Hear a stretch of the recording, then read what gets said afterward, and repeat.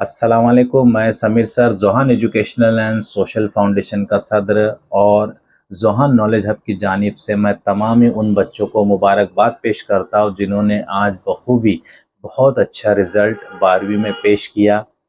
सामने बातें भी आई थी कि काफ़ी जब एग्ज़ाम चल रहे थे, पेपर्स भी काफ़ी टफ थे और पूरे महाराष्ट्र में जो है जिस हिसाब से रिज़ल्ट डिक्लेयर हुआ, तो इससे तो कहा जाता है कि पेपर थोड़ा-सा डिफ़िकल्ट लेवल था। लेकिन फिर भी कई बच्चों ने काफ़ी अच्छी मेहनत की और उस मेहनत का नतीजा आज इन बच्चों को मिला है। तो मैं तमाम ही उन पेरेंट्स को भी मुबारकबाद दूँगा, उन टीचर्स को भी मुबारकबाद दूँगा जिन्होंने इन बच्चों के इस सक्सेस के अंदर उनका रोल निभाया। इतनी आसान बात नहीं होती है जब हम पढ़ाई-लिखाई करने बैठ जाते हैं, क्योंकि अलग-अलग बातें भी दिमाग में चलती है और अपना फ़ोकस, कंसंट्रेशन करके एक कामयाबी हासिल करना, ये बहुत ही अच्छी बात होती है।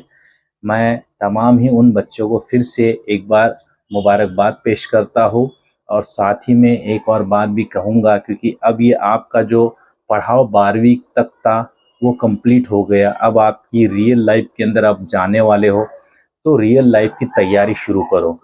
क्या होता है कि हम जब पढ़ने लिखने लग जाते हैं, जब पढ़ते ही रहते हैं, तो हमें ये पता ही नहीं चलता कि हमारी उम्र आगे बढ़ रही है और हमको पढ़ना भी है। क्योंकि बाहर मुल्क के बच्चों को जब हम कंपेयर करने लग जाते हैं, तो उसमें सामने बातें आती हैं कि कम उम्र में बच्चे कामयाबी हासिल करते हैं, लेकिन हमारे यहाँ पर ऐसा क्यों होता है कि उम्र ज़्यादा होती है फिर भी कामयाब नहीं हो पाते। तो उसके ऊपर हर एक ने गौर करना चाहिए, क्योंकि सिर्फ अपना वक्त मोबाइल के अंदर बिताना ये भी सही नहीं है। मोबाइल माना एक बहुत ही अहम इम्पोर्टेंट हिस्सा हमारी ज़िंदगी का है, लेकिन ये सबसे बिगेस्ट सोर्स ऑफ इंफॉर्मेशन है। अगर आप इसको सही तरीके से सोर्स ऑफ इंफॉर्मेशन के तहत अगर उसको इस्तेमाल करेंगे, तो आप 100% इसमें कामयाब हो जाएंगे। आप का ये पहला पड़ाव है। आप जितना ज़्यादा मालूमात ले लेंगे, उतना ही आपको आने वाले वक्त में बेनिफिट मिलेगा। कम वक्त होते आगे जब तक आप बढ़ोगे नहीं, तब तक यहाँ कोई चीज़ आसान नहीं होगी। तो आने वाला वक्त जो है वो आपके लिए काफ़ी डिफ़िकल्ट होगा। बस उसको आसान करने का यही रास्ता है कि आप उसमें मेहनत लगातार जारी रखें। और जैसे गवर्नमेंट के आने वाले वक्त में ग्रेजुएशन, पोस्ट ग्रेजुएशन की जो स्कीम जो सेट की हुई है, वो भी काफ़ी अच्छी है। क्योंकि पढ़ना तो 5 साल है पोस्ट ग्रेजुएशन के हिसाब से, तो बिल्कुल आप उसमें जाइए। और जो बच्चों को नाकामयाबी हाथ आई है, तो उनको तो यही कहना है कि अपने अंदर फिर से आप झाँक लो, कहीं कुछ कमी रह गई हो तो उसे पूरा करो, अभी भी मौका है। हम लोग फिर वापस से नए प्लेटफ़ॉर्म पे अपने तालीम में आ सकते हैं, क्योंकि जहाँ तक के देखा जाता है ड्रॉप आउट्स जो होते हैं, वो ड्रॉप आउट्स हमें अब रोकने हैं। क्योंकि हम अब हमारी तालीम को सिर्फ 10th तक के महदूद ना रख के, 12th तक के महदूद ना रख के, अब हम ग्रेजुएट, पोस्ट ग्रेजुएट हो जाए और अपने डिग्री कोर्सेज़ को हासिल करते, डिप्लोमास को हासिल करते हुए अपने कामयाब ज़िंदगी की तरफ चले जाएँ। साथ ही मैं ये भी कहूँगा कि नमाज के भी पाबंद हो जाए और अपने माँ बाप का भी एहतराम करें, बड़ों की बात सुने। ये जितना आप करेंगे, कामयाबी उतनी ही आपके कदम चूमेगी।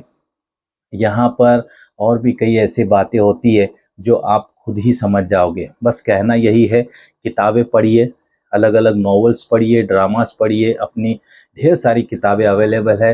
इंग्लिश जो है ये सबसे अहम लैंग्वेज होती है, तो इस लैंग्वेज को भी थोड़ा-सा आप ध्यान दीजिए, क्योंकि कहा जाता है English is the window to the world. तो इंग्लिश को जब तक आप समझेंगे नहीं, पढ़ेंगे नहीं, तब तक आप दुनिया का इल्म कैसे हासिल कर पाओगे। So I would like to request all the students, please learn English and get the knowledge what is available in the world. कहते भी है ना, woods are lovely, dark and deep, but I have promises to keep.